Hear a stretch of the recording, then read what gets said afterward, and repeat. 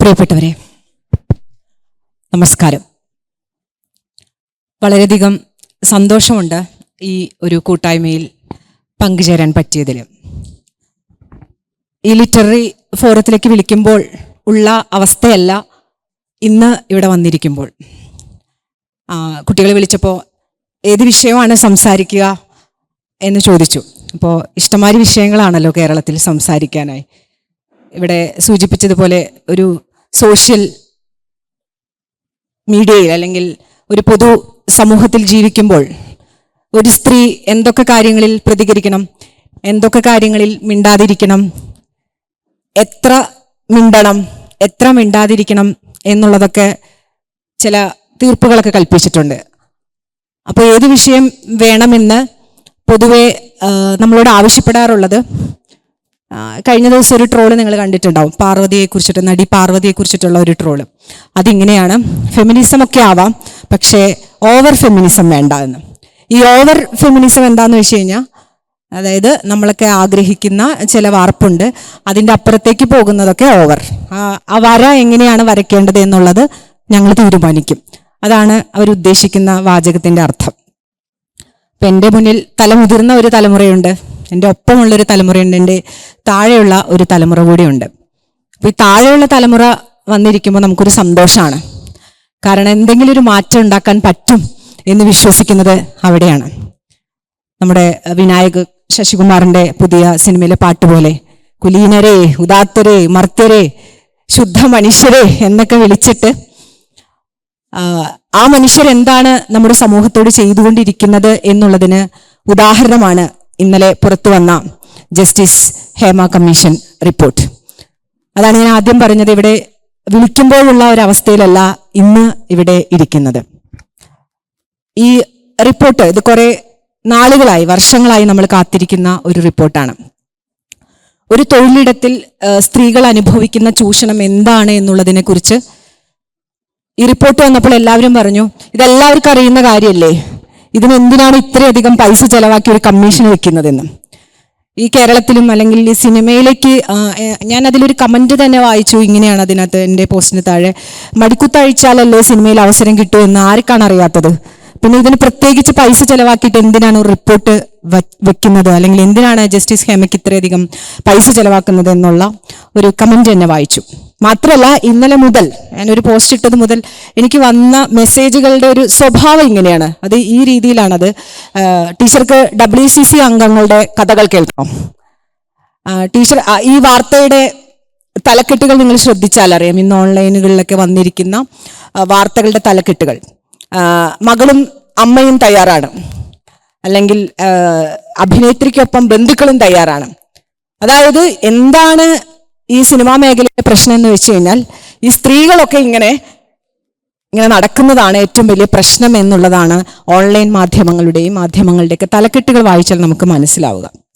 ഇവിടെ എൻ്റെ മുന്നിൽ ഇപ്പോൾ മേതിൽ ദേവിക അടക്കം ഇരിക്കുകയാണ്. ഒരു സ്ത്രീ തൻ്റെ തൊഴിലിടത്തിൽ തൻ്റെ ക്രിയേറ്റിവിറ്റി കൊണ്ട്, സർഗാത്മകത കൊണ്ട്, തൻ്റെ അസ്തിത്വം കൊണ്ട് ഒരിടം ഉണ്ടാക്കിയെടുക്കുമ്പോൾ അതാരും തരുന്ന സ്ഥലമല്ല എന്നുകൂടി ആലോചിക്കണം. ഇവിടെ എന്തെങ്കിലുമൊക്കെ സ്ത്രീകൾ അടയാളപ്പെടുത്തിയിട്ടുണ്ടെങ്കിൽ അത് തല്ലുപിടിച്ചോ, പോരടിച്ചോ, പ്രതിരോധിച്ചോ നേടിയിട്ടുള്ള ഒരു സ്പേസിലാണ്. അതാ ഇവിടെ വന്നിരിക്കും, നിങ്ങൾക്ക് ഇന്നൊരു സ്പേസ് ഉണ്ട്.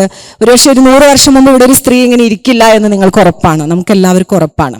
അപ്പൊ ഇങ്ങനെ വന്നിരിക്കുന്നത്, എൻ്റെ മുന്നിലും പെൺകുട്ടികൾ ഇരിക്കുന്നത്, ഇവിടെ സ്ത്രീയായി ഞാനും ഇരിക്കുന്നതിന് മുൻപുള്ള ആളുകൾ പോരടിച്ചിട്ടാണ്, ഇടത്തിനു വേണ്ടി അവർ നടത്തിയ സമരങ്ങളിലൂടെയാണ് എന്നുള്ള ഉറപ്പോടുകൂടിയാണ്, ആ ബോധ്യത്തോടു കൂടിയാണ് ഇവിടെ ഇരിക്കുന്നത്.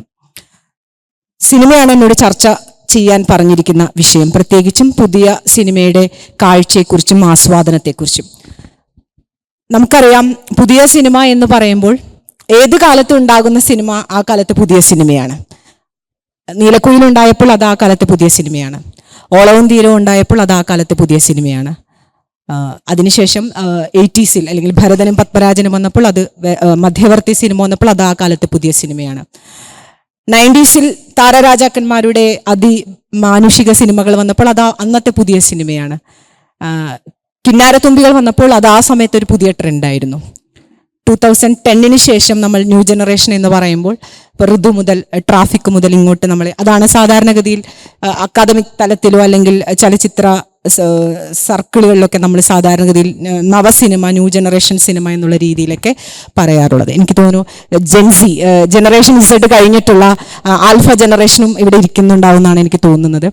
അവരെ സംബന്ധിച്ചിടത്തോളം എൻ്റെ മകൾ +2 പഠിക്കുന്നത്. അവളെ സംബന്ധിച്ചിടത്തോളം മണിച്ചിത്രത്താഴ് കണ്ടിട്ടില്ലാത്തൊരു സിനിമയാണ്. അപ്പോൾ ഇന്ന് മണിച്ചിത്രത്താഴ് കാണാനായിട്ട് പോയിരിക്കുകയാണ് 4K റെസൊല്യൂഷനിൽ.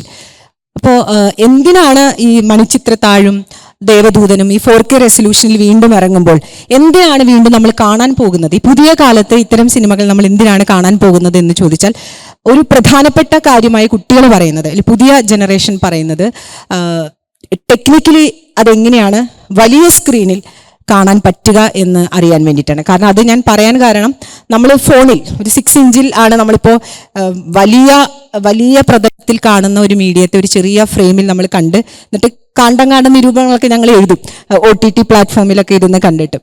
പക്ഷെ വലിയ ഫ്രെയിമിൽ ജീവിതം കാണുമ്പോഴുള്ള വ്യത്യാസം എന്താണ് എന്നറിയാൻ വേണ്ടിയിട്ടാണ് ഈ 4K റെസൊല്യൂഷനിൽ കാണാൻ പോകുന്നതെന്ന് കുട്ടികൾ ടെക്നിക്കലി പുതിയ കുട്ടികൾ പറയാറുണ്ട്.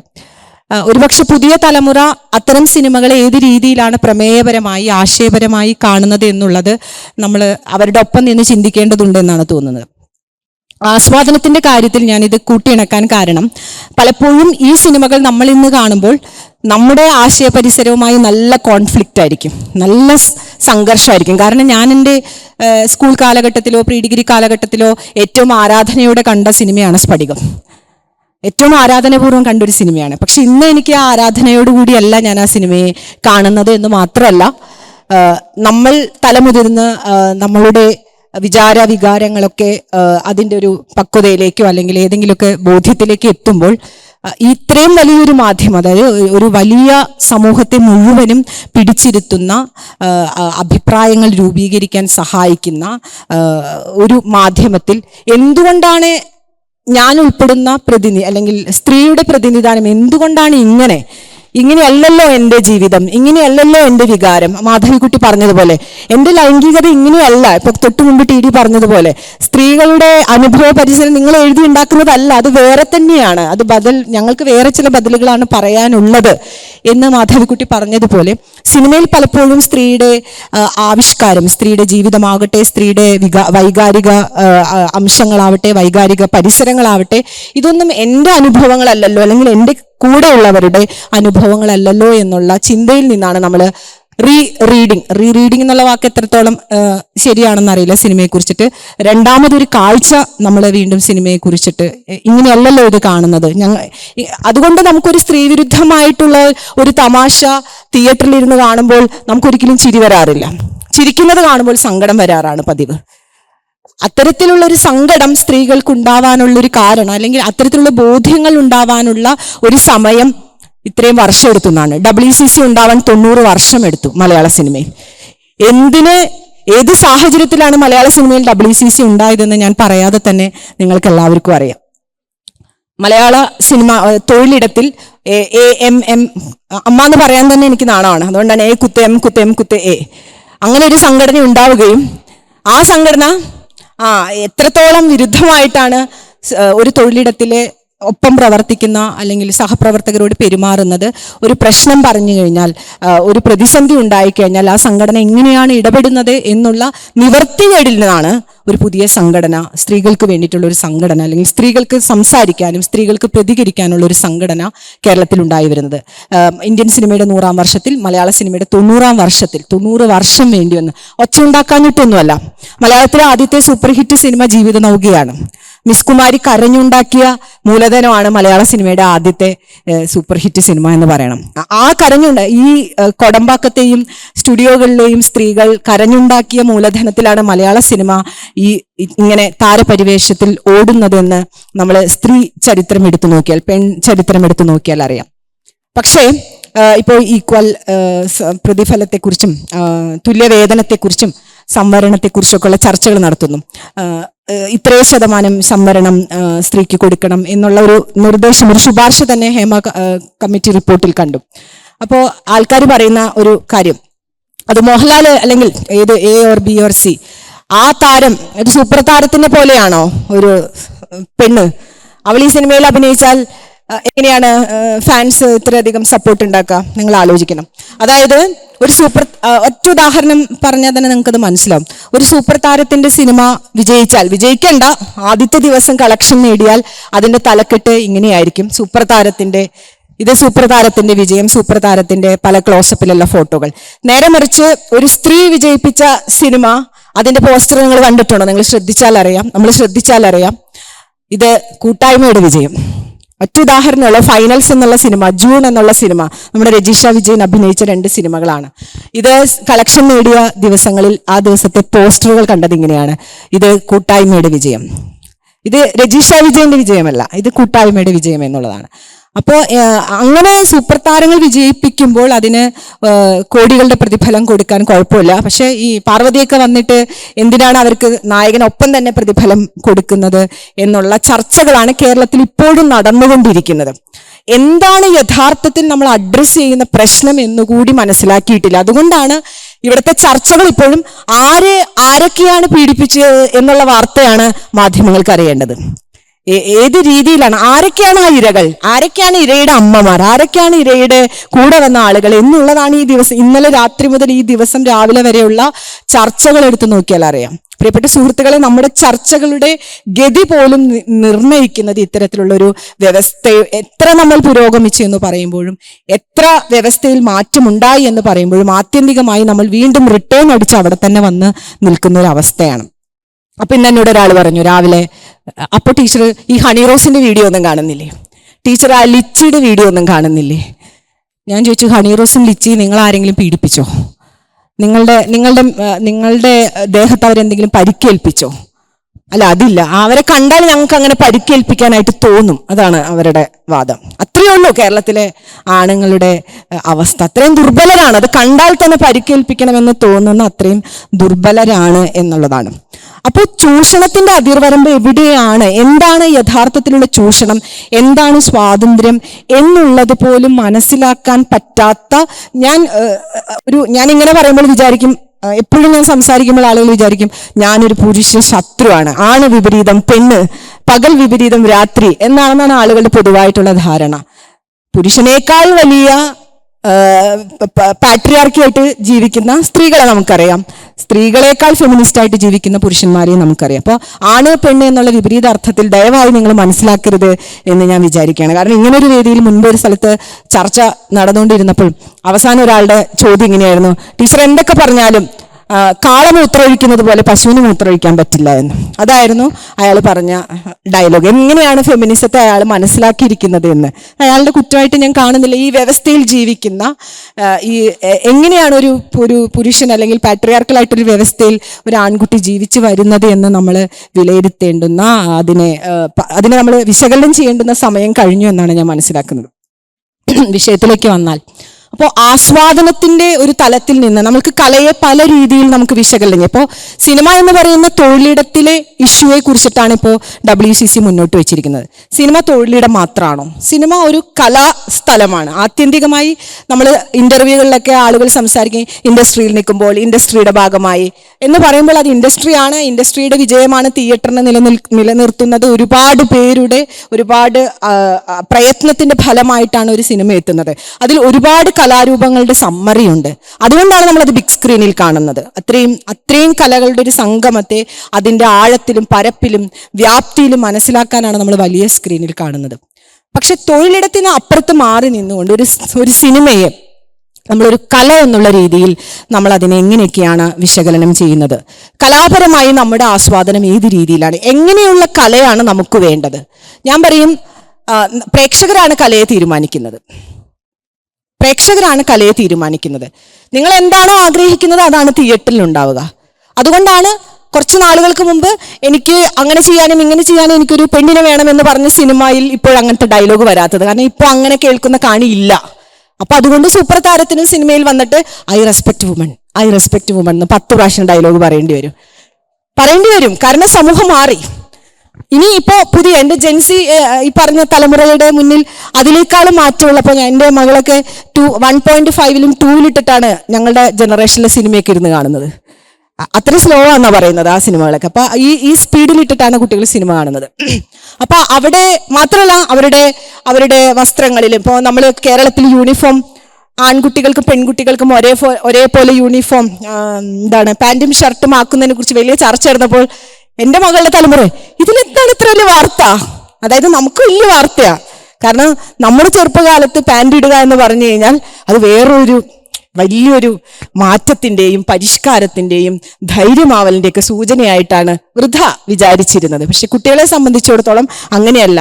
അവർ ആൺകുട്ടികളും പെൺകുട്ടികളും ഇടപഴകിക്കൊണ്ട് ജെൻഡർ ഫ്ലൂയിഡായിട്ട് വളർന്നുകൊണ്ടിരിക്കുകയാണ്. അപ്പൊ അവരുടെ മുന്നിലേക്കാണ് പുതിയ സിനിമ വിഷയവുമായിട്ട് വരുന്നത്.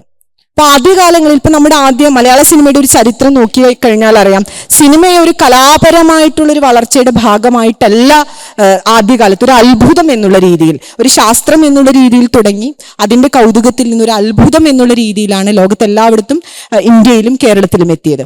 കേരളത്തിന്റെ സവിശേഷ പരിസരത്തിൽ മുത്തശ്ശിമാരോടൊക്കെ ചോദിച്ചറിയാം, ഒരു നല്ല കഥയാണ്, അതാണ് അവർ സിനിമയെക്കുറിച്ച് പറയുന്ന ഏറ്റവും വലിയ ആസ്വാദനം. കലാപരമായ ആസ്വാദനം എന്ന് പറഞ്ഞാൽ ഇങ്ങനെയായിരിക്കും, നല്ല കഥയാണ്, നല്ല മൂല്യമുള്ള ഒരു കഥ വേണം സിനിമയ്ക്ക്. എന്താണ് ഈ മൂല്യം എന്ന് ചോദിക്കുമ്പോഴാണ് കുടുങ്ങുക. ആ മൂല്യങ്ങളുടെ പേരാണ് ആ കാലത്തെ സിനിമകൾ. പതിവ്രത, ഭാര്യ, അതാണ് മൂല്യം.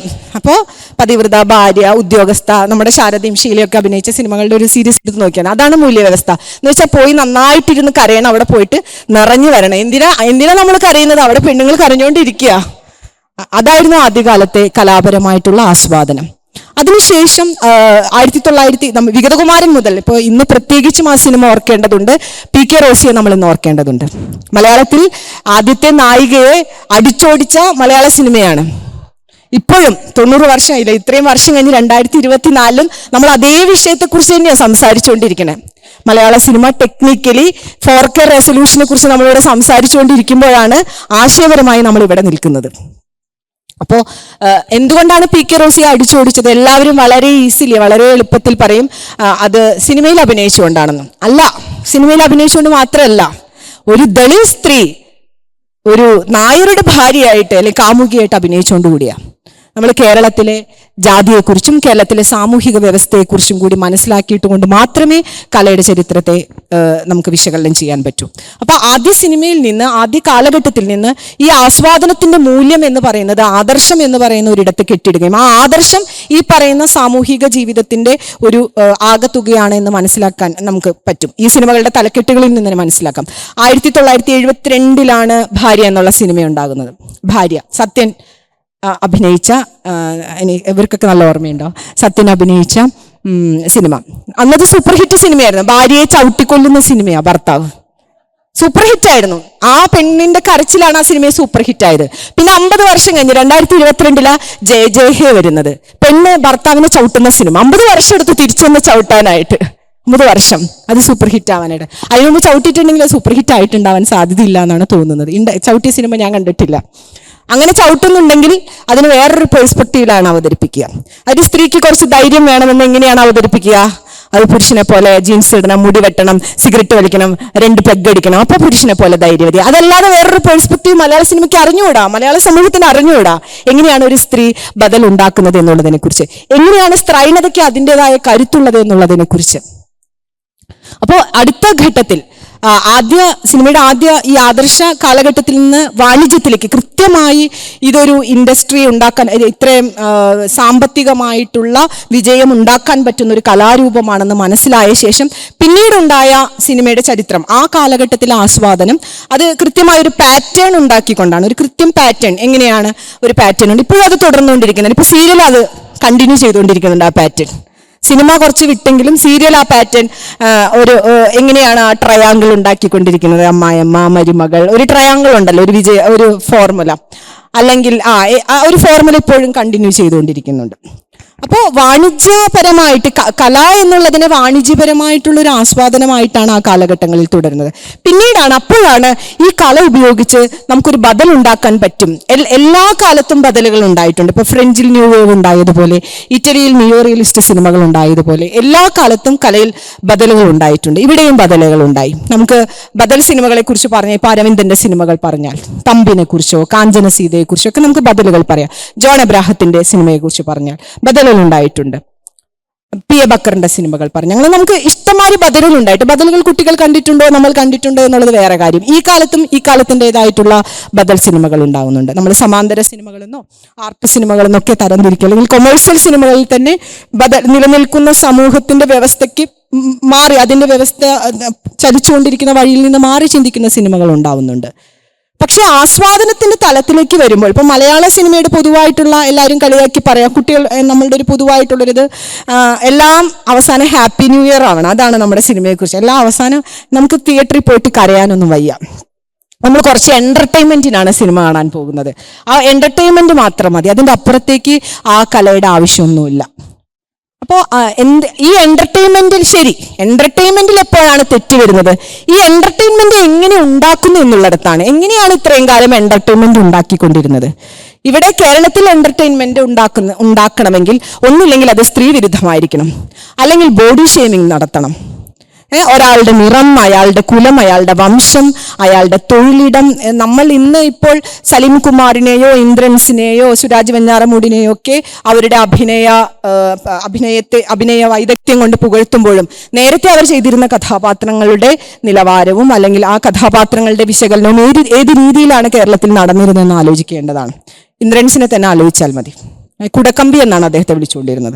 അതായിരുന്നു ഒരു സിനിമയിൽ ഹാസ്യമുണ്ടാക്കുന്ന ഒരു വാക്കായിട്ട് പ്രവർത്തിച്ചുകൊണ്ടിരുന്നത്. അപ്പൊ എന്റർടൈൻമെന്റ് ഉണ്ടാക്കുന്നത് ഇത്തരത്തിൽ മനുഷ്യവിരുദ്ധത ചെയ്തുകൊണ്ടാണ് എന്നുള്ളത് നമ്മൾ മലയാള സിനിമയുടെ ചരിത്രത്തിൽ കുറച്ച് കാലം പോയി കഴിഞ്ഞാൽ മനസ്സിലാവും. ഒപ്പം തന്നെ ആരുടെ കഥയാണ് പറയുന്നത്? ആരുടെ കഥയാണ് പറഞ്ഞുകൊണ്ടിരിക്കുന്നത്? സാഹിത്യത്തിലും ഉണ്ടായിട്ടുണ്ട് തത്തുല്യമായി. ആരുടെ കഥയാണ് പറയേണ്ടത്? നമ്മൾ രാജാക്കന്മാരുടെ കഥയാണോ പറയേണ്ടത്? അതല്ല ഇവിടെ നിലനിൽക്കുന്ന അടിസ്ഥാന വർഗത്തിന്റെ കഥയാണോ പറയേണ്ടത്? എന്തുകൊണ്ടാണ് വിക്ടർ ഹ്യൂഗോ പാവങ്ങൾ എന്നുള്ള കൃതി എഴുതിയത്? ഒരു ബദലാ. കേരളത്തിലും ബദലുണ്ട്. ഇവിടെ ബഷീർ എഴുതി, ഉറൂബ് എഴുതി, ലളിതാംബിക അന്തർജനം എഴുതി. അവരുടെ കഥയുടെ പേര് തന്നെ മനുഷ്യപുത്രി എന്നായിരുന്നു. ആ മനുഷ്യനിലേക്ക് വാ, നിങ്ങൾ താഴേക്ക് ഇറങ്ങി വാ എന്നാണ് പറയുന്നത്. അങ്ങനെ കല അടിസ്ഥാന വർഗത്തിന്റെ കഥ പറയേണ്ടുന്ന ഇടത്ത് വരേണ്യമായിട്ടുള്ള സവർണമായിട്ടുള്ള ഇടങ്ങളുടെ കഥ പറയുകയും അത്തരം ആസ്വാദനങ്ങളിലേക്ക്, അതുകൊണ്ട് മലയാള സിനിമയിലെ ഏത് നായികയും, കോട്ടയംകാരി ആയാലും തിരുവനന്തപുരംകാരി ആയാലും കൊല്ലംകാരി ആയാലും അവർ ഇങ്ങനെ സംസാരിക്കുള്ളൂ. വരില്ലാട്ടോ, പോയില്ലാട്ടോ, നിരീക്ഷിച്ചിട്ടില്ലാട്ടോ എന്ന് പറയുള്ളൂ. കാരണം മറ്റൊരു ഭാഷ ഇല്ല. ഇത് ഞാൻ പറയുന്ന പോലെ ഇല്ല. അപ്പൊ ആ രീതിയിലുള്ള ആസ്വാദനം പിന്നീട് ഉണ്ടാവുകയും അത് കൃത്യമായിട്ടുള്ളൊരു ടാർഗറ്റ് പ്രേക്ഷകരെ ഉണ്ടാക്കിയെടുക്കുകയും ചെയ്തു നമ്മൾ മനസ്സിലാക്കണം. മലയാള സിനിമയിൽ എങ്ങനെയാണ് ആ രീതിയിലൊരു ആസ്വാദന പരിസരം ഉണ്ടായത് എന്നുള്ളത് പലപ്പോഴും ചർച്ച ചെയ്തിട്ടുണ്ട്. അതിങ്ങനെ പതുങ്ങിക്കെടുക്കുകയായിരുന്നു. അത് അതിൻ്റെ പൂർണ്ണമായ രൂപത്തിൽ വരുന്നത് ഈ പറഞ്ഞ 2000 കാലഘട്ടത്തിന് ശേഷമാണ്. അതിന് പ്രത്യേകിച്ചും അതിന് സാമൂഹിക വശമുണ്ട്, രാഷ്ട്രീയ വശമുണ്ട്, ടെക്നിക്കൽ വശം കൂടിയുണ്ട്. കാരണം നമ്മൾ ഇവിടെ ഇൻസ്റ്റിറ്റ്യൂട്ടിലൊക്കെ പഠിച്ചു വന്ന ആളുകൾ ഇവിടെ സിനിമകൾ, ഇപ്പോൾ അടൂര് 1972 സ്വയംവരം എന്നുള്ള സിനിമ ചെയ്യുന്നു. അദ്ദേഹത്തിന്റെ സിനിമകളുടെ ഒരു പുതിയ ട്രെൻഡ് ഉണ്ടാകുന്നു. ആ സമയത്ത് കൊമേഴ്ഷ്യൽ സിനിമകൾ അവരുടെ സ്ഥിരം പാറ്റേണുമായിട്ട് പോകുന്നുണ്ട്. 80കൾക്ക് ശേഷം അല്ലെങ്കിൽ മധ്യവർത്തി സിനിമകൾക്ക് വരുമ്പോൾ ഭരതനും പത്മരാജനും ഉണ്ടാക്കുന്ന സിനിമകളുടെ ഒരു പാറ്റേൺ ഇപ്പോഴും ഞാൻ ഒരുപാട് പ്രാവശ്യം സോഷ്യൽ മീഡിയയിലൊക്കെ എഴുതിയിട്ടുള്ളതാണ്. ഇപ്പോഴും മഴ പെയ്താൽ നമുക്ക് ക്ലാരയെ മാത്രമേ ഓർമ്മ വരുള്ളൂ.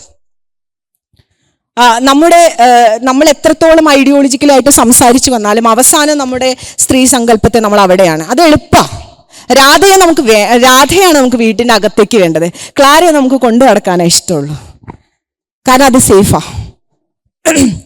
അപ്പോൾ ആ ആസ്വാദനത്തിൽ നിന്ന്, അപ്പോൾ പത്മരാജൻ ഫാൻസൊക്കെ നമ്മളോട് ഭയങ്കരമായിട്ട് അവിടെ വന്ന് ചർച്ച ചെയ്യും. ടീച്ചർ സ്ത്രീയുടെ സർഗാത്മക സ്വാതന്ത്ര്യത്തെക്കുറിച്ച്, സർഗാത്മകമായിട്ടുള്ള അവളുടെ എസ്തെറ്റിക്കിനെ കുറിച്ച് ടീച്ചർക്ക് ഒന്നും അറിയാത്തതുകൊണ്ടാണെന്ന്.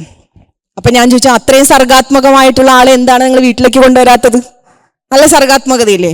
അപ്പോൾ അകത്തേക്ക് കയറ്റാൻ രാധ വേണം. സ്ഫടികത്തിൽ അങ്ങനെ അകത്തേക്ക് കൊണ്ടുവരുന്നത് തുളസിയാണ്. തുളസി എന്നുള്ള പേര് തന്നെ.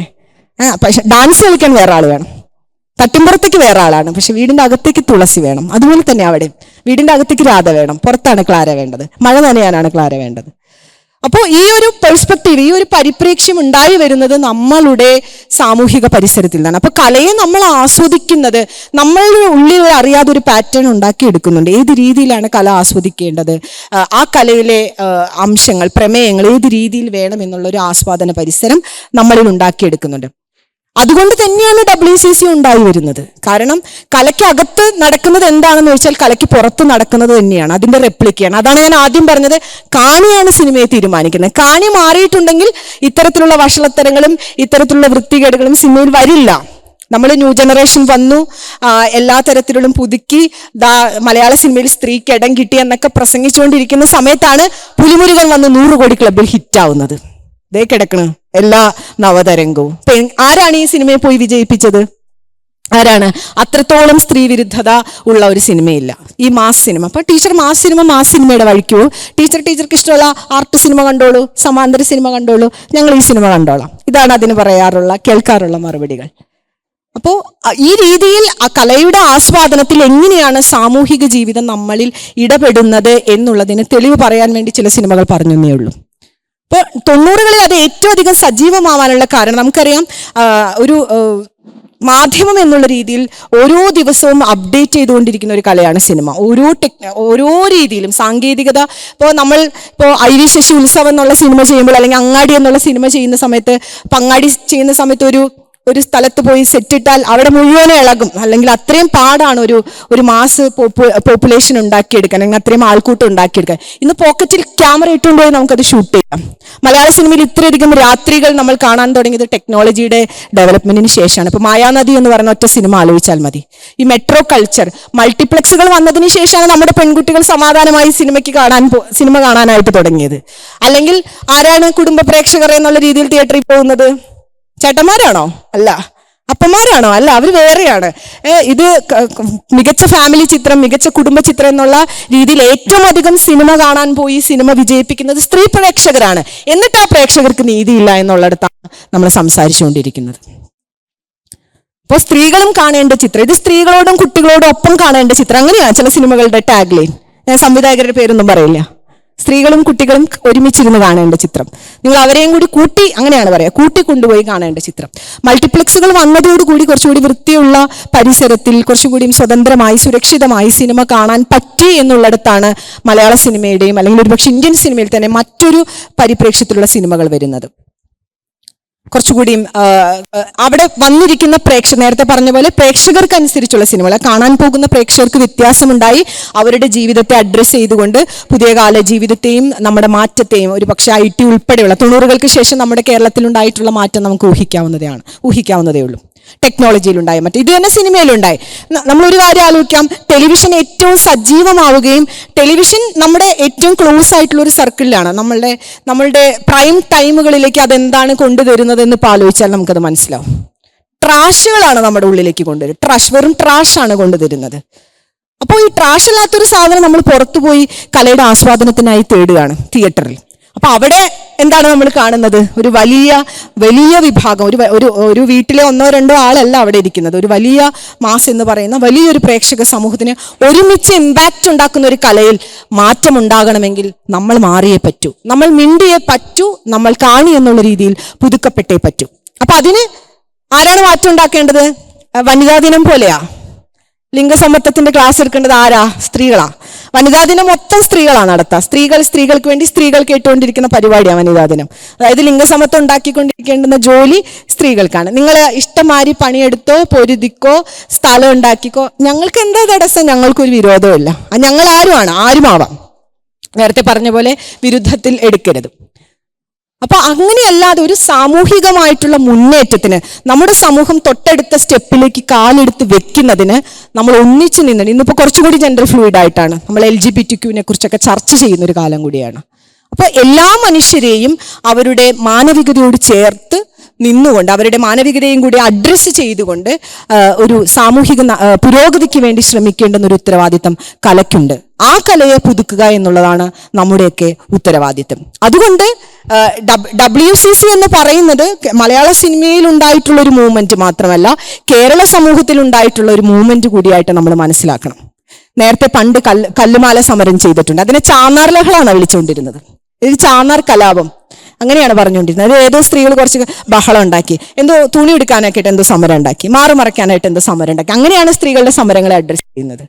അപ്പൊ ചരിത്രത്തിൽ സ്ത്രീകൾ ഉണ്ടാക്കിയ, ഞാനൊരു ഉദാഹരണം പറഞ്ഞെന്ന് മാത്രം, അപ്പൊ ചരിത്രത്തിൽ സ്ത്രീകൾ ഉണ്ടാക്കിയെടുത്ത സമരങ്ങൾ അല്ലെങ്കിൽ എങ്ങനെയാണ് ബദലുകൾ, അത്രത്തോളം പോരാട്ടങ്ങൾ നടത്തിയിട്ടാണ് ഈ ഒരു കലയിലൂടെ, കല മാത്രമല്ല ഇപ്പൊ ഈ സിനിമ മാത്രമല്ല, നമ്മളിപ്പോ പറയുമ്പോൾ സിനിമയിൽ മാത്രമാണ് ഈ പറഞ്ഞ പ്രശ്നങ്ങളുള്ളത്. ഏത് തൊഴിലിടത്തിലും, രാഷ്ട്രീയത്തിലാവട്ടെ, മറ്റിതര തൊഴിലിടങ്ങളിലാവട്ടെ, ഈവൻ കുടുംബം എന്നുള്ള വ്യവസ്ഥയ്ക്ക് അകത്തു പോലും എന്താണ് സംഭവിച്ചുകൊണ്ടിരിക്കുന്നത് നമുക്കറിയാം. സമൂഹം ഉണ്ടാക്കുന്ന ഒരു മാനക സ്ഥാപനത്തിൽ അതിലുണ്ടാക്കിയെടുക്കുന്ന മൂല്യവ്യവസ്ഥ എത്രത്തോളം സ്ത്രീവിരുദ്ധമാണ് എന്നുള്ളത് നമുക്ക് മനസ്സിലാക്കാൻ പറ്റും. അതിൽ ജാതി ഇടപെടുന്നു, മതം ഇടപെടുന്നു, ആചാരം ഇടപെടുന്നു, അനുഷ്ഠാനം ഇടപെടുന്നു. അപ്പൊ ആ ഇടപെടലുകളിൽ മാറ്റം ഉണ്ടാക്കിയാൽ മാത്രമാണ് കലയിൽ ആത്യന്തികമായി മാറ്റം വരികയുള്ളൂ. അവിടെയാണ് നമ്മൾ കലയുടെ പ്രത്യയശാസ്ത്രത്തെക്കുറിച്ച്, അപ്പൊ ആദ്യം നമ്മൾ സിനിമ ആസ്വദിക്കാൻ കാണുന്നു, രണ്ടാമത് നമ്മൾ കല എന്നുള്ള രീതിയിൽ കാണുന്നു, മൂന്നാമത് എന്താണ് അതിന്റെ പ്രത്യയശാസ്ത്രം. ഒരു സിനിമ മുന്നോട്ട് വെക്കുന്ന പ്രത്യയശാസ്ത്രം എന്താണ്? പ്രത്യയശാസ്ത്രം എന്ന് പറയുമ്പോൾ ഇപ്പൊ നമ്മൾ ഐഡിയോളജിക്കലായിട്ട് പറയുന്ന അല്ലെങ്കിൽ ആ രീതിയിൽ മാത്രം ആലോചിക്കേണ്ട, ഒരു ഏറ്റവും ലളിതമായ തലത്തിൽ നിന്ന് തുടങ്ങാം. എങ്ങനെയാണ് ഇപ്പൊ ഒരു മനുഷ്യന്റെ അധമ വികാരങ്ങളെ പ്രോത്സാഹിപ്പിക്കുന്നതാണ് ആ സിനിമയുടെ പ്രത്യയശാസ്ത്രമെങ്കിൽ, അത് എത്ര ടെക്നിക്കലി ബ്രില്യൻ്റ് ആയാലും, അത് എത്ര കലാപരമായിട്ടുള്ള അംശങ്ങളെ സ്വീകരിച്ചാലും ആ സിനിമ മനുഷ്യവിരുദ്ധമാണ്, ആ സിനിമ കലാവിരുദ്ധമാണ്. അതാണ് അതിന്റെ പ്രത്യയശാസ്ത്രത്തെക്കുറിച്ച് ഏറ്റവും സിമ്പിളായിട്ട് പറയാൻ പറ്റാമെന്ന് ഞാൻ വിചാരിക്കുകയാണ്. ഒരു സിനിമ മുന്നോട്ട് വെക്കുന്ന പ്രത്യയശാസ്ത്രം മനുഷ്യ കുലത്തെ മുന്നോട്ട് നയിക്കുന്നതാണെങ്കിൽ, നേരത്തെ പറഞ്ഞ പോലെ നമ്മൾ എന്റർടൈൻമെന്റ് എന്ന് പറയുമ്പോൾ മനുഷ്യർക്ക് വിരുദ്ധമല്ലാത്ത, മാനവികതയ്ക്ക് വിരുദ്ധമല്ലാത്ത തമാശകൾ ഉൽപ്പാദിപ്പിച്ചിട്ടുള്ള സിനിമകൾ ഉണ്ടായിട്ടുണ്ട്. അത് കണ്ട് നിഷ്കളങ്കരായിട്ട് ആളുകൾ ചിരിച്ചിട്ടുണ്ട്. ഒരുപക്ഷെ അതിൽ നിന്ന് ഒന്നും കിട്ടിയിട്ടുണ്ടാവില്ല, വെറുതെ ചിരിച്ചു പോയിട്ടുണ്ടാവുള്ളൂ. പക്ഷെ ചിരിക്ക് അപ്പുറത്തേക്ക് മനുഷ്യരുടെ ജീവിതത്തിൽ ഹാനികരമായിട്ടുള്ള ഇടപെടൽ നടത്തുന്ന എന്റർടൈൻമെന്റിനെതിരെയാണ് നമ്മൾ സംസാരിച്ചുകൊണ്ടിരിക്കുന്നത്. ആ കലയെ പുതുക്കുന്ന കാര്യമാണ് നമ്മൾ സംസാരിച്ചുകൊണ്ടിരിക്കുന്നത്. അപ്പോൾ കലാപരമായും ആസ്വാദനപരമായും പ്രത്യയശാസ്ത്രപരമായും പുതുക്കുമ്പോഴാണ് പുതിയ സിനിമ ഉണ്ടാക്കുന്നത്. അതിനെയാണ് ഞാൻ പുതിയ സിനിമ, പുതുസിനിമ, നവസിനിമ എന്ന് വിളിക്കാൻ ആഗ്രഹിക്കുന്നത്. അങ്ങനെ ഉണ്ടായിട്ടുള്ള ഒന്നോ രണ്ടോ തിളക്കങ്ങളെ കുറിച്ചിട്ടാണ് നമ്മൾ സംസാരിച്ചുകൊണ്ടിരിക്കുന്നത്. അല്ലെങ്കിൽ ഒരു പ്രതീക്ഷ എന്നുള്ള രീതിയിൽ പുതിയ നായികമാർ വരുമ്പോൾ അവരുടെ അഭിപ്രായങ്ങളെ കുറിച്ച് പറയുമ്പോൾ, പണ്ടത്തേതിൽ നിന്ന് വ്യത്യസ്തമായിട്ടുള്ള ബദൽ അഭിപ്രായങ്ങൾ പറയുമ്പോൾ അപ്പോ കളിപ്പേര് വരും, അല്ലെങ്കിൽ എന്താണ് ഫെമിനിച്ചി. കേരളത്തിൽ ഏറ്റവും അശ്ലീലമായിട്ട് പറയുന്ന ഒരു വാക്കാ ഫെമിനിച്ചി. കേരളത്തിൽ ഏറ്റവും അശ്ലീലമായി പറയുന്ന വാക്കാ. നീ എന്താ ഒരു ഫെമിനിച്ചിയാണോ എന്ന് ചോദിച്ചാൽ ഒരു അശ്ലീലം. എങ്ങനെയാണ് ഇത് അശ്ലീലമാകുന്നത്? നമ്മൾ ആദ്യം പറഞ്ഞ സ്ഥലത്ത് തന്നെ വീണ്ടും എത്തും. കാരണം ആ ഫെമിനിസ്റ്റ് എന്നുള്ളതിനെ നിർണ്ണയിക്കുന്നത് സിനിമ തന്നെ ഉണ്ടാക്കിയിട്ടുള്ള മൂഢമായിട്ടുള്ള ധാരണകൾ. ഫെമിനിസ്റ്റിനെ ഞാൻ പറഞ്ഞല്ലോ നേരത്തെ, സിനിമയിൽ എങ്ങനെയാണ് ഒരു ഫെമിനിസ്റ്റിനെ ഉണ്ടാക്കിയെടുക്കുന്നതെന്ന്. രൂപപരമായും ഭാവപരമായും അവരിൽ അടിച്ചേൽപ്പിക്കുന്ന, ആരോപിക്കുന്ന ചില അംശങ്ങളുണ്ട്. ഇനി സ്ത്രൈണത അങ്ങനെ തന്നെയാണ്. സ്ത്രൈണത എങ്ങനെയാണ് ആരോപിക്കുന്നത് സിനിമയിൽ? ഒരു ഇപ്പൊ ബാംഗ്ലൂർ ഡേയ്സിലെ നസ്രിയയോ, അല്ലെങ്കിൽ ഞാൻ പുതിയ കുട്ടികൾ ഉള്ളത് കൊണ്ട് അത് പുതിയ സിനിമകൾ പറഞ്ഞതേ ഉള്ളൂ. എങ്ങനെയാണ് ഒരു സിനിമയിൽ സ്ത്രൈണതയെ തന്നെ, അപ്പൊ അതുവരെ ജീൻസും ഷർട്ടൊക്കെ ഇട്ട് നടക്കുന്ന പെൺകുട്ടി കല്യാണത്തിന് അന്ന് സെറ്റുമുണ്ടായി, കുറിയായി, അതാണ് സ്ത്രൈണത. അതാണ് കേരളം ഐഡന്റിഫൈ ചെയ്യുന്ന സ്ത്രൈണത. അത് ഏത് സാമൂഹിക പരിസരത്തിലാണ് അത്തരത്തിലുള്ള ബിംബങ്ങൾ ഉൽപ്പാദിപ്പിക്കുന്നതെന്ന് നമുക്ക് നോക്കിയാൽ അറിയാം. ഇനി എപ്പോഴാണ് ഒരു സ്ത്രീയെ ഒരു പുരുഷൻ പീഡിപ്പിക്കുന്നത് സിനിമയിൽ? നീലക്കുയിലിൽ സ്റ്റാർട്ട് ചെയ്തു. മഴ നനഞ്ഞു കയറി വന്നാൽ ഉടനെ സീൻ ചെയ്യണം. ഇതാണ് നമ്മുടെ ഒരു സ്ത്രീ നനഞ്ഞു കയറി വന്നാൽ ചെയ്യേണ്ടുന്ന ജോലി ഇതാണ് എന്ന് സത്യം തുടങ്ങിയതാ. അവിടെ നിന്ന് അങ്ങ് തുടങ്ങിയിട്ട് എത്രയോ കാലം. ഇപ്പൊ കുട്ടികൾ ഇപ്പോഴത്തെ സിനിമകൾ ഈ അടുത്താണ് കുറച്ചൊരു മാറ്റം ഉണ്ടായത്, വേറെ ടൈപ്പ് കാര്യങ്ങളൊക്കെ വന്നു തുടങ്ങിയത്. അതായത് ഒരു സ്ത്രീ എങ്ങനെയാണ് മറ്റുള്ളവർക്ക് പ്രലോഭനം ഉണ്ടാക്കുന്നത് എന്നുള്ള ആൺ വേർഷനാണത്, പുരുഷ വേർഷനാണത്, പാട്രിയാർക്കലായിട്ടുള്ള വേർഷനാണത്. എന്നിട്ട് നമ്മൾ വളരെ സത്യസന്ധമായിട്ട് ശ്രീധരൻ നായർക്ക് മാപ്പും കൊടുക്കുന്ന സിനിമയാണ് നീലക്കുയിൽ. കാരണം അതിനുശേഷം പുള്ളി അവളുടെ കുഞ്ഞിനെ എടുത്ത് വളർത്തിയില്ലേ, പാവം അല്ലേ? അപ്പോൾ അങ്ങനെ മാപ്പും കൊടുക്കും. അതുകൊണ്ടാണ് ഹിറ്റ്ലറിൽ പറയുന്നത്, ഒന്ന് ഒച്ച വയ്ക്കായിരുന്നില്ല നിനക്ക്, ഇതൊക്കെ സംഭവിക്കോ എന്ന് ചോദിക്കുക നമ്മളോട് വീണ്ടും. അപ്പൊ കുറ്റം ആരുടേതാണ്? അത് തന്നെയാണ് ഇന്നലെ ഇന്നൊക്കെ ആയിട്ട് നമ്മൾ ഈ ടൈറ്റിലുകളിൽ കാണുന്നത്. അമ്മയും മകളും ഉണ്ട്, മടിക്കുത്തഴിക്കും, ഇതൊക്കെ നമ്മൾ ഈ ടൈറ്റിലുകൾ തന്നെയാണ് പല വേർഷനിൽ നമ്മൾ കണ്ടുകൊണ്ടിരിക്കുന്നത്. അപ്പൊ ഈ ടൈറ്റിലുകൾ മാറണമെങ്കിൽ നമ്മളുടെ വർത്തമാനത്തിന്റെ രീതി, നമ്മുടെ സംവാദത്തിന്റെ, ആ വാക്കിന് വളരെയധികം പ്രാധാന്യം ഉണ്ടെന്ന് ഞാൻ വിചാരിക്കുകയാണ്. നമ്മൾ സംവദിക്കുകയാണ് വേണ്ടത്. നമ്മളൊരു ഗ്രൂപ്പായിട്ട് ഒരു സമൂഹം എന്നുള്ള രീതിയിൽ നമ്മുടെ സംവാദങ്ങൾ കുറച്ചുകൂടി വിപുലപ്പെടുത്തിയാൽ മാത്രമാണ് നമുക്ക് കലയിൽ ഉണ്ടാക്കാൻ പറ്റും. അത് സിനിമയിൽ മാത്രമല്ല, ഏതൊരു കലയും അപ്ഡേറ്റ്, തീർച്ചയായിട്ടും കാലികമായിട്ടുള്ള അപ്ഡേഷനുകൾ അതിൻ്റെ സ്വാഭാവികതയോടെ അതിൽ വന്നുകൊണ്ടേയിരിക്കും. ഇപ്പൊ മലയാള സിനിമയുടെ ചരിത്രം നോക്കിയാൽ നേരത്തെ ഞാൻ പറഞ്ഞതുപോലെ ക്യാമറകളുടെ മാറ്റം, എത്ര രീതിയിലാണ് ക്യാമറകൾ മാറി വന്നത് നമുക്കറിയാം. സെല്ലുലോയിഡ് എങ്ങനെയാണ് മാറി വന്നത് നമുക്കറിയാം.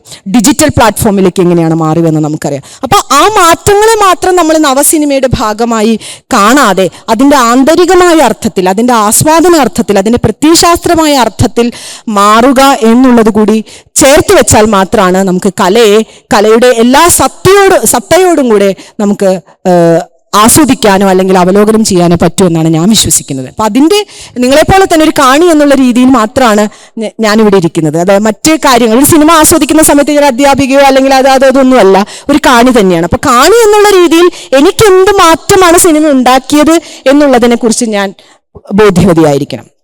അവിടെ എല്ലാം മറന്ന് എൻ്റെ ഐഡന്റിറ്റിയോ എൻ്റെ അസ്തിത്വമോ എൻ്റെ ഇടമോ മറന്നുകൊണ്ട് ഇതിപ്പോൾ ഇങ്ങനെ കണ്ട് അവസാനിപ്പിക്കാൻ പറ്റുന്ന ഒന്നല്ല സിനിമ എന്നുള്ള ഉത്തമ ബോധ്യത്തോടെ ഞാൻ ഇരിക്കുമ്പോൾ മാത്രമാണ് എനിക്ക് കലയെ പുതുക്കാൻ കഴിയൂ. അപ്പോൾ ഇത്രയും കാലം ഈ സോഷ്യൽ മീഡിയ വന്നതിന് ശേഷമാണ് നമുക്ക് എന്തെങ്കിലും സംസാരിക്കാനുള്ള ഒരു സ്പേസ് തന്നെ ഉണ്ടായത്. നിങ്ങൾ ആലോചിച്ച് നോക്കണം, എപ്പോഴാണ് സ്ത്രീകൾ, ഇപ്പോൾ ഇവിടെ നേരത്തെ ഫേസ്ബുക്ക് കവിതകളെ കുറിച്ച് പറഞ്ഞു, ആരോ സൂചിപ്പിച്ചു. ഈ നിരന്തരമായി മാസികകൾ ഇവിടെ ഉണ്ടാവുകയും മാസികകളിലേക്ക് കവിതകൾ അയക്കുകയും അവിടെ നിന്ന് തിരിച്ചു വരികയും കഥകൾ അയക്കുകയും തിരിച്ചു വരികയും അതിനൊക്കെ ശേഷമാണ് ബദൽ സ്ഥലങ്ങൾ ഉണ്ടാവുക, ഡിജിറ്റൽ പ്ലാറ്റ്ഫോമുകൾ ഉണ്ടാവുകയും അവിടെ നിന്ന് ഡിജിറ്റൽ പ്രസാധനം ഉണ്ടാവുകയും ചെയ്യുന്നത്. ഒരു സ്ത്രീക്ക് പാതിമ്പുറത്തിരുന്നും കവിത എഴുതാനും കഥ എഴുതാനും സിനിമാ നിരൂപണം എഴുതാനും സ്പേസ് ഉണ്ടാക്കിയത് ഇവിടെ ആരും തന്നതല്ല, ഡിജിറ്റൽ സ്പേസ് തന്നതാ. ഡിജിറ്റൽ ഇടത്തിൽ നിന്ന് നമുക്ക് കിട്ടിയതാണ്. അപ്പോൾ ടെക്നോളജിയുടെ വളർച്ചയെ സാമൂഹികമായിട്ടുള്ള വളർച്ചയോടുകൂടി കൂട്ടിച്ചേർക്കുമ്പോഴാണ് കലയിൽ അപ്ഡേഷൻ ഉണ്ടാവുള്ളൂ. അപ്പോൾ ആ രീതിയിൽ സാങ്കേതികമായ വളർച്ച കാലത്തിനനുസരിച്ച് വന്നുകൊണ്ടിരിക്കും, നല്ല കാര്യം, വരട്ടെ. ഇപ്പം നമ്മൾ നവസിനിമയെക്കുറിച്ച്, പുതിയ സിനിമയെക്കുറിച്ച് സംസാരിക്കുമ്പോൾ ഒരുപാട് ടെക്നിക്കലായിട്ടുള്ള ഗ്രോത്തിനെ കുറിച്ചൊക്കെ സംസാരിക്കുമ്പോൾ നമ്മൾ പറയും വളരെ നല്ല കാര്യം, ഈ രീതിയിൽ നമുക്ക് സിനിമ കാണാൻ പറ്റുന്നു. ഇപ്പോൾ OTT ഇരുന്ന് നമുക്ക് സിനിമ കാണാം, OTT പ്ലാറ്റ്ഫോമുകളിൽ. ഇപ്പോൾ OTT വരുമ്പോഴും ഇപ്പോൾ ലാപ്പത്ത സ്റ്റോറീസ് പോലുള്ള സിനിമകൾ നമ്മളിവിടെ കേരളത്തിൽ ചർച്ച ചെയ്യുന്നു, ലസ്റ്റ് സ്റ്റോറീസ് കേരളത്തിൽ ചർച്ച ചെയ്യുന്നു, അല്ലെങ്കിൽ ലിപ്സ്റ്റിക് അണ്ടർ മൈ ബുർക്ക പോലുള്ള സിനിമകൾ കേരളത്തിൽ ചർച്ച ചെയ്യുന്നു. OTT പ്ലാറ്റ്ഫോമുകൾ വന്നതിന് ശേഷം മാത്രമാണ്, അല്ലെങ്കിൽ ഒരുപക്ഷെ കേരളത്തിലെ പ്രേക്ഷകർ ഇത്തരം സിനിമകൾ തിയേറ്ററിൽ പോയി കാണാനുള്ള സാധ്യതകൾ വളരെ കുറവാണ്. അപ്പോൾ ഇന്റിമേറ്റ് പ്ലേസിൽ ഇരുന്നു കൊണ്ട്, ഒറ്റയ്ക്ക് ഇരുന്നു കൊണ്ട് സിനിമ കാണുമ്പോൾ കുറച്ചും കൂടി ആഴത്തിലാണ്, കുറച്ചും കൂടി അടുപ്പത്തിലാണ് ആ അനുഭവം നമ്മളിലേക്ക് വന്നടുക്കുന്നത്. അപ്പോൾ അതുകൊണ്ട് ഒരു സ്ത്രീയുടെ വേദന കുറച്ചും കൂടി ആഴത്തിൽ നമുക്ക് കിട്ടുന്നുണ്ട് അത്തരം സ്ഥലങ്ങളിൽ. അപ്പം അതിൻ്റെ ട്രീറ്റ്മെൻറ്റ് വേറെ തന്നെയാണ്. OTT പ്ലാറ്റ്ഫോമുകളിലെ സിനിമകൾ നോക്കിയാൽ നമുക്കറിയാം. എന്തിന് നമുക്കൊരു ദുരന്തകാലം ഉണ്ടായപ്പോൾ അതിനെപ്പോലും കല എങ്ങനെയാണ് അതിജീവിച്ചത് എന്നുള്ളതിന് ഉദാഹരണമാണ് See You Soon എന്നുള്ള സിനിമ. നിങ്ങളെല്ലാവരും കണ്ടിട്ടുണ്ടാവും. അപ്പോൾ ഒരു കിട്ടുന്ന ഇടത്തെ, ഡിജിറ്റൽ ഇടത്തെ പോലും അതിൻ്റെ സാധ്യതകളോടുകൂടി കല എടുക്കുന്നുണ്ട്. ആ കലയ്ക്ക് അകത്ത് എന്ത് വേണം എന്നുള്ളത് തീരുമാനിക്കാനാണ് നമ്മൾ. കലയുടെ പുറത്തുള്ള കാര്യങ്ങൾ ഈ രീതിയിൽ അപ്ഡേറ്റ് ചെയ്ത് വരുന്നത്. അതുകൊണ്ടാണ് കാലത്തിനൊത്ത സിനിമകൾ വരാതിരിക്കുമ്പോൾ നമ്മൾ ഇതെന്താണ് ഇങ്ങനെ ഒരു സിനിമ ഈ കാലത്ത് വന്നിരിക്കുന്നത്, അല്ലെങ്കിൽ ചില സംവിധായകർ നോക്കി ഇയാളിപ്പോഴും ഈ നൂറ്റാണ്ടിലാണോ ജീവിക്കുന്നത്, സാഹിത്യത്തിലും പറയാറുണ്ട് ഇത് ഏത് കാലത്തിലാണ് ഇത് എഴുതിക്കൊണ്ടിരിക്കുന്നത് എന്നൊക്കെ നമ്മൾ പറയാറുണ്ട്. അപ്പോൾ കാലത്തിനനുസരിച്ച് അത് അപ്ഡേറ്റ് ചെയ്ത് വരും. പക്ഷെ അതിനകത്ത് നമ്മൾ ഇത്രയും അപ്ഡേറ്റ് ചെയ്തിട്ടും അതിനകത്ത് നിർത്താൻ വേണ്ടിയിട്ടാണോ മൈക്ക് ഓഫ്? ഓക്കെ, സമയമെങ്കിൽ ഞാൻ നിർത്താം. ഓക്കെ, അപ്പോൾ ആ രീതിയിൽ കാണി എന്നുള്ള രീതിയിൽ നമ്മുടെ പുതുക്കൽ ഉണ്ടാവണം എന്നുള്ള ഒരു അഭിപ്രായം പറഞ്ഞുകൊണ്ട് ഞാൻ നിർത്തിയാണ്. അരമണിക്കൂറോ മറ്റുമാണ് എന്നോട് സംസാരിക്കാൻ പറഞ്ഞിട്ടുള്ള ചോദ്യങ്ങളുണ്ട് എന്ന് പറഞ്ഞു. അതുകൊണ്ട് ഞാൻ തൽക്കാലം വൈൻഡപ്പ് ചെയ്യുകയാണ്. നന്ദി.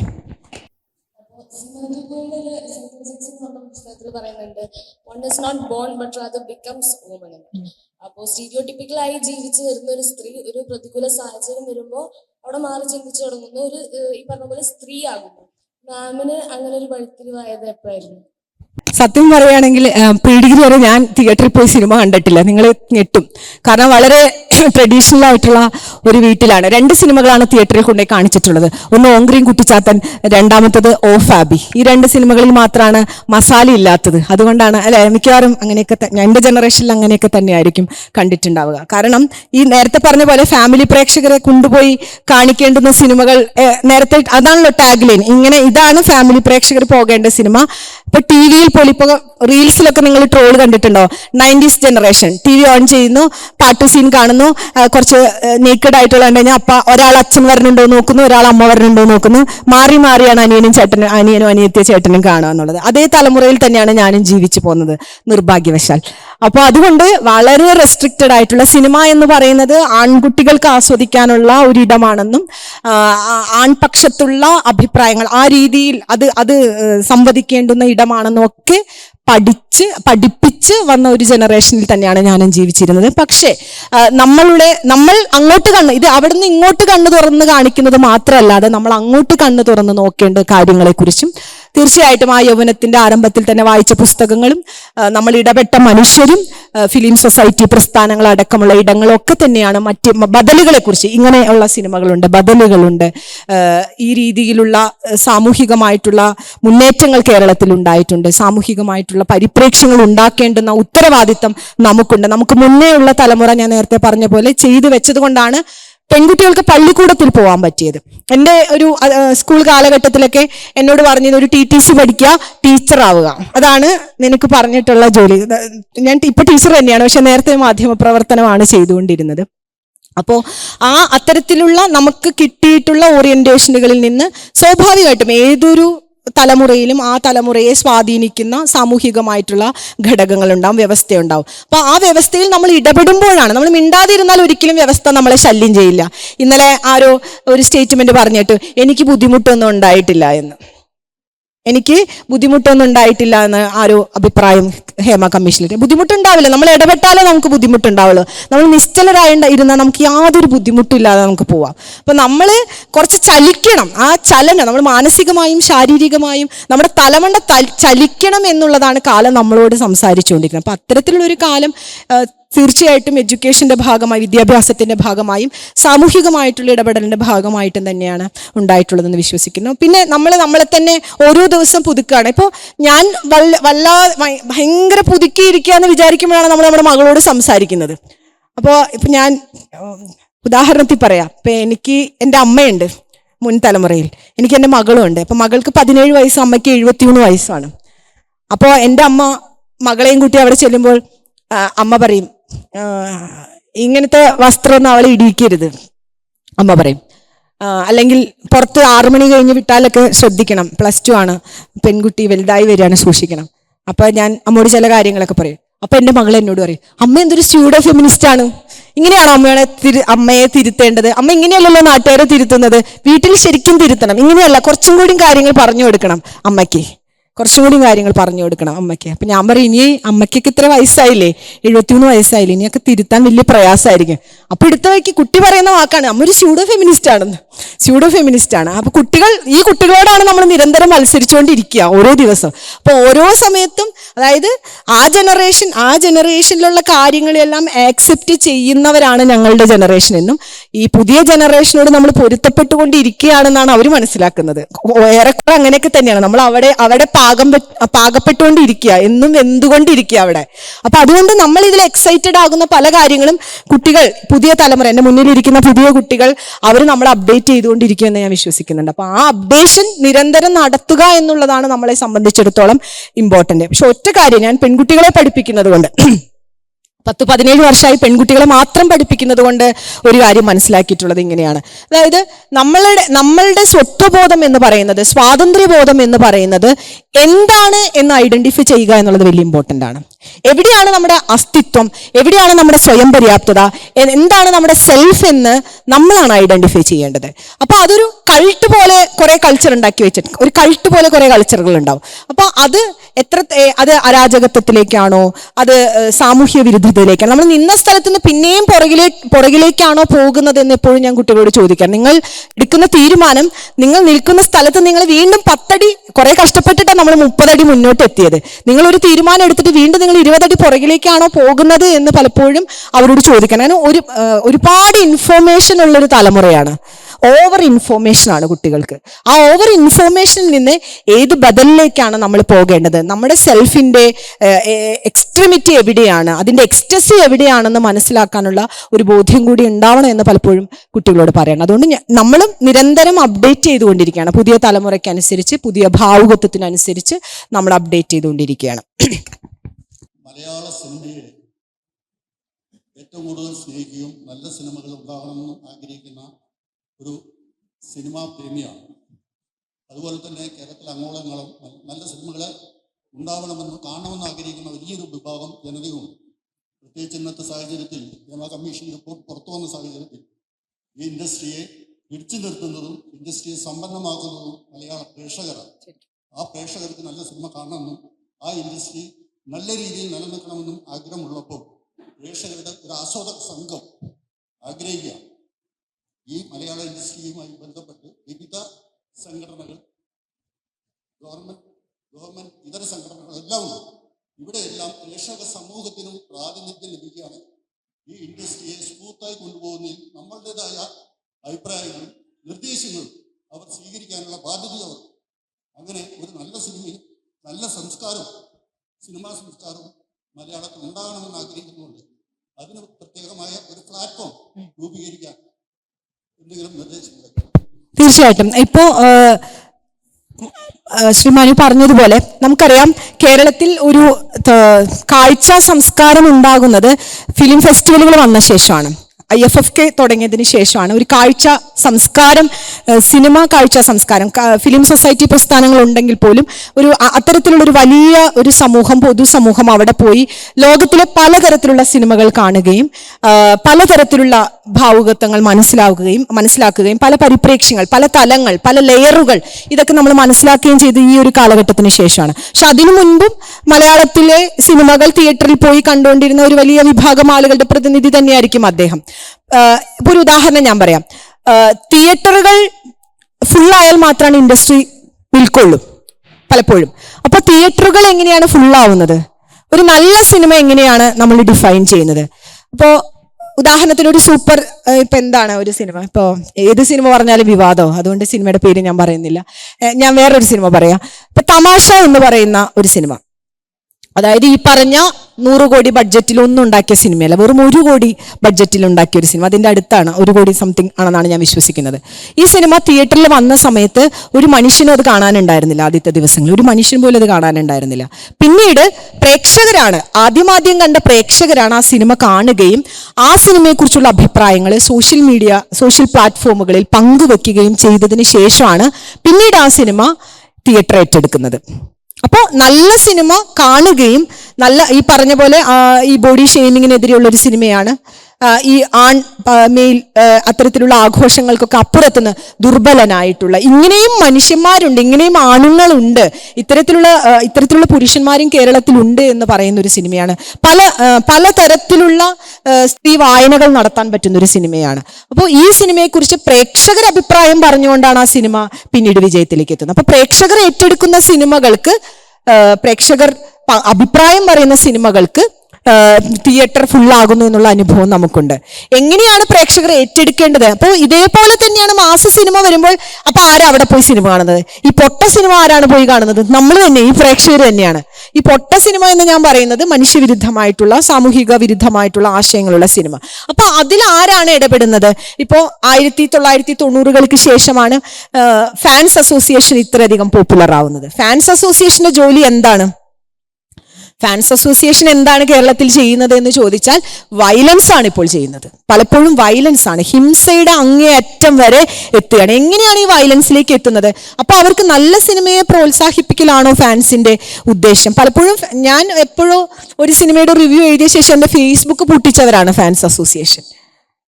ഒരു സിനിമയുടെ റിവ്യൂ എഴുതി എന്നുള്ളൊരു തെറ്റുകൊണ്ട് ഒരു സൂപ്പർ താരത്തിന്റെ ഒരു സിനിമയെക്കുറിച്ചുള്ള റിവ്യൂ എഴുതിയതിന് ശേഷം എൻ്റെ ഫേസ്ബുക്ക് ഒരാഴ്ച പൂട്ടിയിട്ടവരാണ് ഫാൻസ് അസോസിയേഷൻ. അപ്പോൾ അവരുടെ സിനിമയുടെ ആസ്വാദനം ഏത് തലത്തിലാണ്? അപ്പോൾ ആരാണ് അത്തരം സിനിമകളുടെ പുറകെ പോകുന്നത്? അപ്പോൾ ഈ രീതിയിൽ ഏതാണ് നല്ല സിനിമ എന്നുള്ളൊരു ഡെഫിനേഷൻ ഉണ്ടാക്കുന്നത് പ്രേക്ഷകരാണ്. ഇപ്പോൾ ഞാൻ നിങ്ങളോട് ചോദിക്കാം, അലീഫ് എന്നുള്ള സിനിമ നിങ്ങൾ കണ്ടിട്ടുണ്ടോ?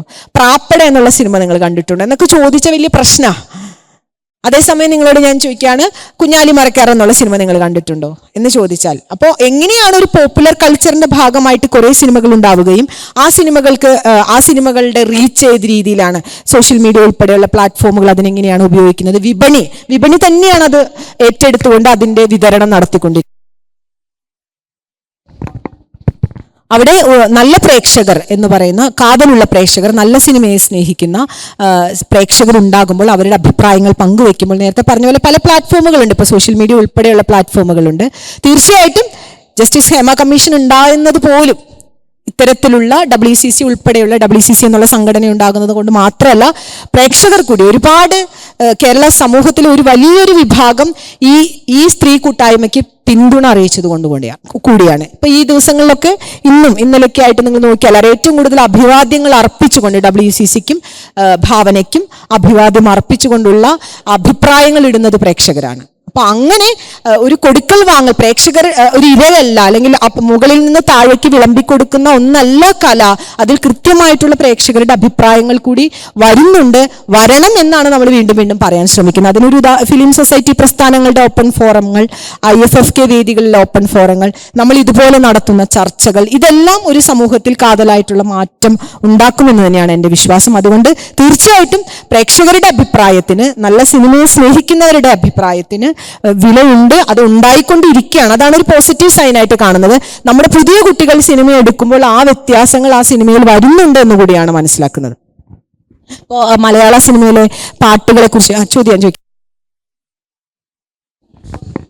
പാട്ടുകളെ കുറിച്ചിട്ട് ഒരു ഡിസ്കഷൻ ഉണ്ടായി കഴിഞ്ഞ അതായത് ഇപ്പൊ എഴുതുന്നതൊക്കെ സിനിമാ പാട്ടാണോ, പണ്ടൊക്കെ എഴുതിയില്ലേ, ഭാസ്കരൻ മാഷ് എഴുതിയതുപോലെ, പിന്നെ ONV ഒക്കെ എഴുതിയ പാട്ടാണോ ഇപ്പൊ എഴുതുന്നത് എന്ന്, ഇവരൊക്കെ എഴുതുന്നത് എന്താണ്, പാട്ടാണോ എന്നൊക്കെ ചോദിച്ചപ്പോൾ പുതിയ കുട്ടികൾ എഴുതുന്ന പാട്ടിനെ കുറിച്ച് ഇങ്ങനെ ചർച്ചയുണ്ടായി. പുതിയ കാലത്തിന്റെ ചിന്തകളും പുതിയ കാലത്തിന്റെ പരിപ്രേക്ഷ്യങ്ങളാണ് പുതിയ കുട്ടികൾ എഴുതുന്നത്, അവരുടെ അനുഭവ പരിസരത്തിൽ നിന്നാണ്. അത് അവർ സ്ട്രെയിറ്റ് ആയിട്ട് നമ്മളോട്, അതാണ് ഞാൻ നേരത്തെ പറഞ്ഞത്, സ്ട്രെയിറ്റ് ആയിട്ട് ചോദിക്കുക, കുലീനരേ, മർത്യരേ, നിങ്ങളുടെ കാര്യം, നിങ്ങളുടെ സൂക്കേട് ഞങ്ങൾക്ക് മനസ്സിലാവുന്നുണ്ട് എന്ന് തന്നെ ഓപ്പൺ ആയിട്ട് തന്നെ അവർ ചോദിക്കുക. മറ്റേത് കുറച്ച് പൊതിഞ്ഞ് വെച്ചിട്ട് നമ്മളോട് വേറെ രീതിയിൽ ചില സംവേദനങ്ങളൊക്കെ ആവശ്യപ്പെട്ടുകൊണ്ടുള്ള വേറൊരു രീതിയിലുള്ള ഒരു അപ്രോച്ചാണ്. അപ്പോൾ കാലത്തിനനുസരിച്ചുള്ള മാറ്റം അവിടെ ഉണ്ടാകുന്നുണ്ട്. കാലികമായി കുട്ടികൾ പുതുക്കപ്പെടുന്നുണ്ട്. ആ പുതുക്കലിൽ എങ്ങനെയാണ് നമ്മുടെ രാഷ്ട്രീയവും നമ്മുടെ പ്രത്യയശാസ്ത്രവും ആഡ് ചെയ്യേണ്ടത് എന്നുള്ളതിനെ കുറിച്ചുള്ള ഡിസ്കഷൻ കൂടി വന്നാൽ കുറച്ചുകൂടി കാര്യവത്തായിട്ടുള്ള കലയുണ്ടാവും എന്ന് തന്നെയാണ് എൻ്റെ വിശ്വാസം.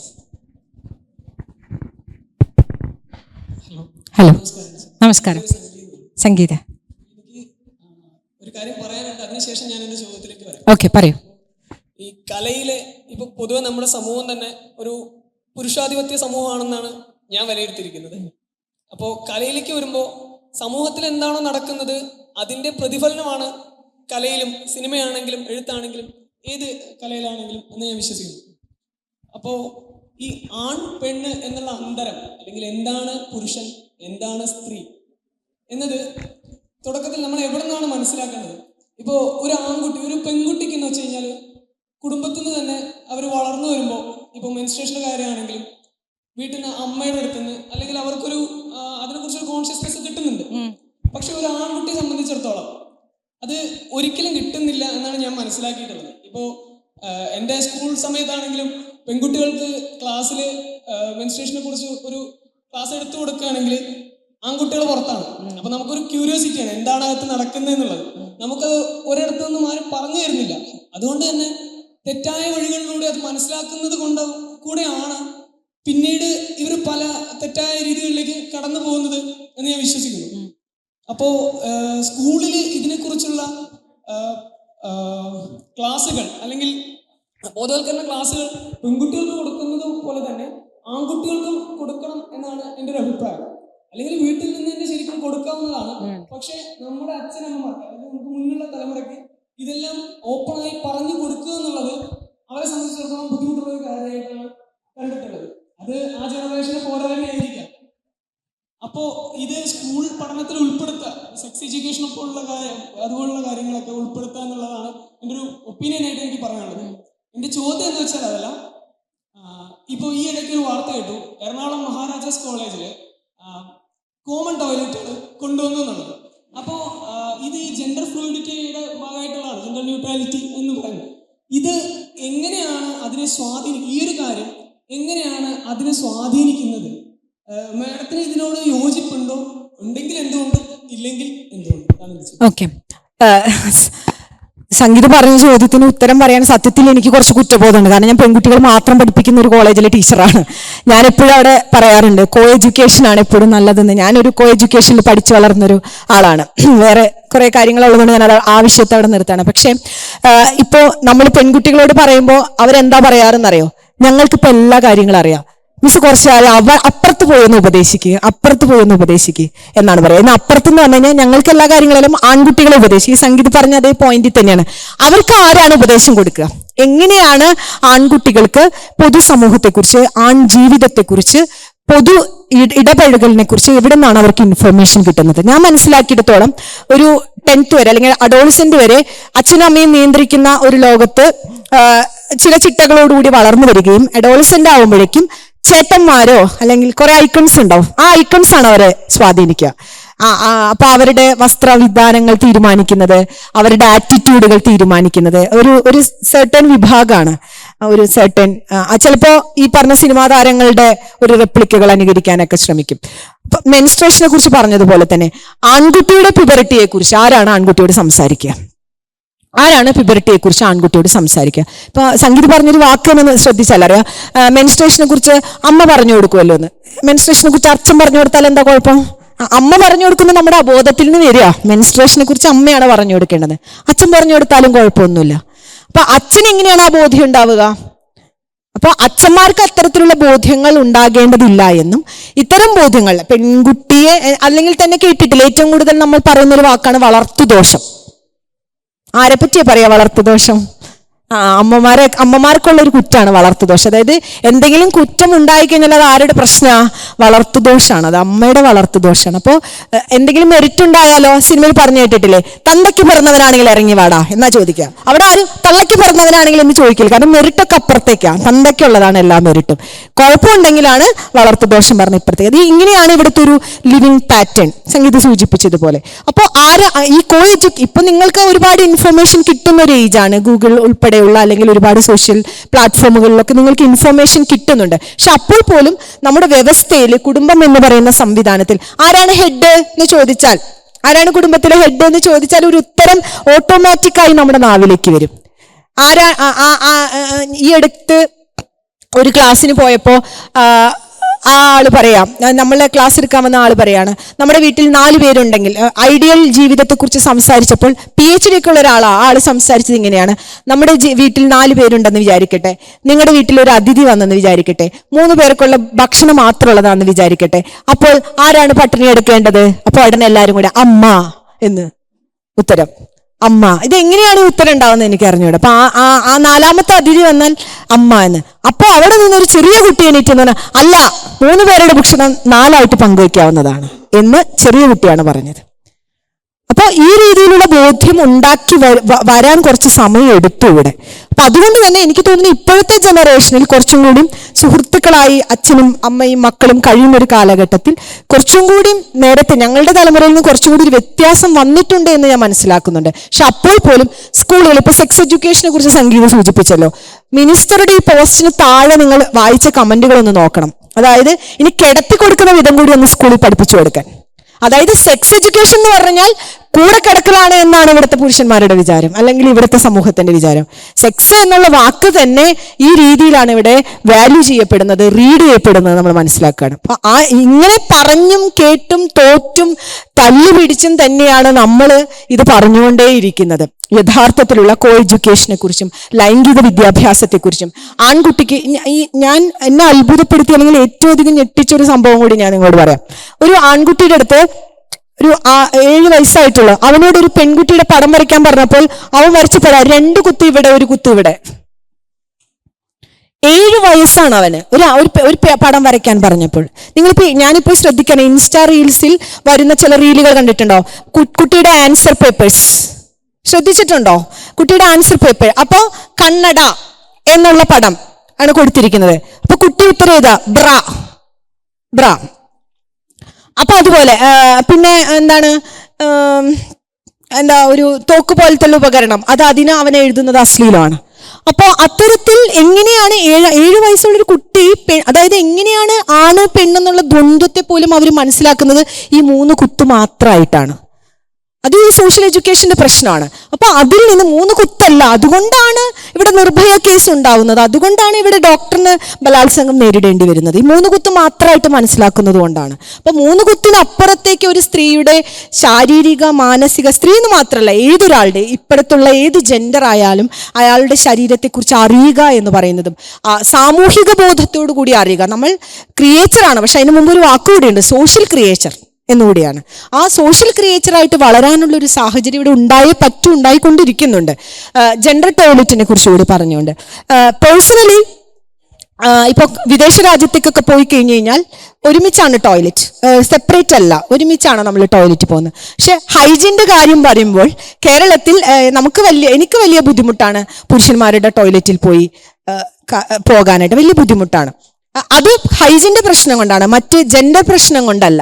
അപ്പം അതുകൊണ്ട് എഡ്യൂക്കേഷൻ സ്ഥാപനങ്ങളിൽ ഇത്തരത്തിൽ ഇപ്പോൾ അവിടെ പെൺകുട്ടികൾക്ക് യാതൊരു പ്രശ്നമില്ല എന്ന് പ്രതികരിച്ചവരുണ്ട് ഒരുപാട് പേര്. ഞങ്ങൾക്ക് രണ്ടാക്കും ഒരു ഇപ്പം നമ്മൾ വീട്ടിൽ അങ്ങനെയല്ലേ, അച്ഛനും അമ്മയും മക്കളൊക്കെ ചിലപ്പോൾ ഒരു ടോയ്ലറ്റിൽ തന്നെയാണല്ലോ പോകുന്നത്. അപ്പം അതുകൊണ്ട് അതല്ല ഇഷ്യൂ ആയിട്ട് അവിടെ റേസ് ചെയ്തത്, മറിച്ച് ഹൈജീൻ പ്രശ്നങ്ങളെക്കുറിച്ചാണ്.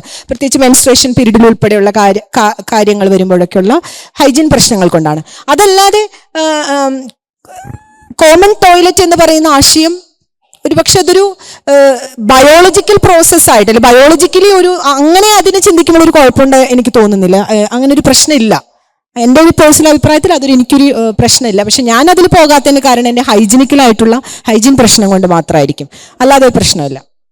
പക്ഷെ അതിൽ പോലും ചില സ്ഥലങ്ങളിൽ, ഞാനിപ്പോൾ ആ വാചകം മറന്നുപോയി, സ്ത്രീ പുരുഷൻ എന്ന് എഴുതുന്നതിന് പകരം പോലും അവിടെ എഴുതുന്ന വാക്ക്, ഞാൻ ഒരു സ്ഥലത്ത് ടോയ്ലറ്റ് ചെന്നപ്പോൾ പുരുഷൻ സ്ത്രീ എന്നുള്ളതിന്, പുരുഷൻ എന്നുള്ളതിന് സ്ത്രീ എന്നുള്ളതിന് വേറൊരു പ്രത്യേക വാക്കാണ് അവിടെ എഴുതിയിരുന്നത്. ഞാൻ മറന്നുപോയി ഇപ്പോൾ. വളരെ സെക്ഷൽ ആയിട്ടുള്ളൊരു വാക്കാണ് അവിടെ എഴുതി വെച്ചിരുന്നത്. സ്ത്രീയുടെ ടോയ്ലറ്റിന് എഴുതി വെച്ചിരിക്കുന്ന ഒരു വാക്ക് മറന്നുപോയി. അതായത് ടോയ്ലറ്റിനെ പോലും ആ രീതിയിലാണ് റീഡ് ചെയ്യുന്നത് എന്നുള്ളതിനെ കുറിച്ച്